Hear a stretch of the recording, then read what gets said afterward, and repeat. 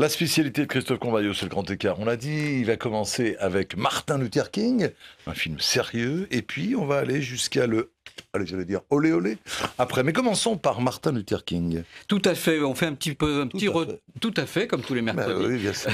On fait un petit retour en arrière de 50 ans. On est en 65, c'est le fameux, ce fameux papier, le Voting Rights Act, signé par le président Johnson. On sait que les Afro-Américains avaient le droit de voter aux États-Unis depuis 1870, mais dans les faits, c'était pas du tout ça. Vous imaginez que pour pouvoir aller voter, ils étaient obligés de passer des tests intellectuels. Ils devaient aussi payer des taxes tellement monstrueuses que finalement, ça les dissuadait, principalement dans les pays dans les États très ségrégationnistes du Sud.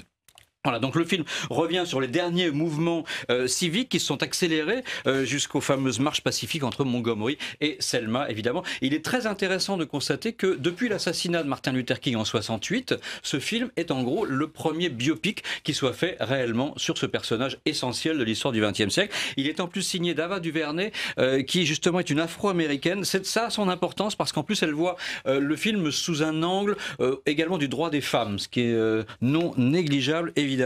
4 nominations aux Oscars, aux Golden Globes. C'est un film extrêmement poignant. Ça sort aujourd'hui sur les écrans et on peut en voir un extrait si vous voulez. Avec plaisir. Selma it is. Here is the next great battle. Selma's the place, and they ready. Dr. King. I tell you, that white boy can hit. We will not tolerate agitation. On va faire un peu de musique. Tiens, il y a longtemps que ça nous est pas arrivé. On va chanter un petit peu. Allez-y. Je vous laisse chanter. Et puis, pour introduire justement cette deuxième partie un peu capillotractée, hein, c'est un peu tiré par les cheveux.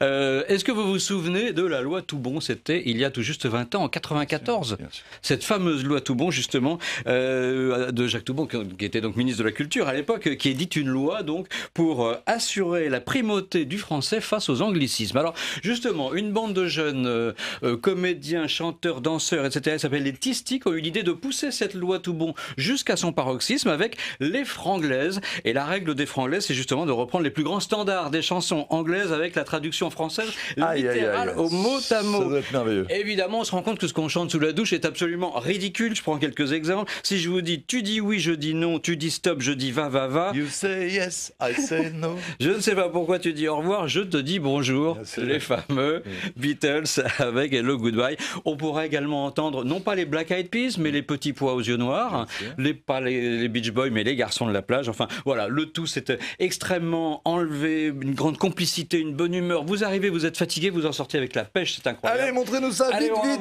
Ça, c'est à Bobino tous les soirs. Pouvez-vous voler, faire du sport et plonger, faire de l'océanographie, signer pour le grand bout ou bien rester assis pendant que l'équipe s'unit. Dans la marée, vous naviguerez des 7 mers, oui, votre esprit se mettra à l'aise. Venez maintenant, engagez-vous dans la marée. Vous m'avez donné envie. C'est très drôle. Ah oui, ça doit être très très drôle. Merci beaucoup de nous avoir accompagnés ce matin.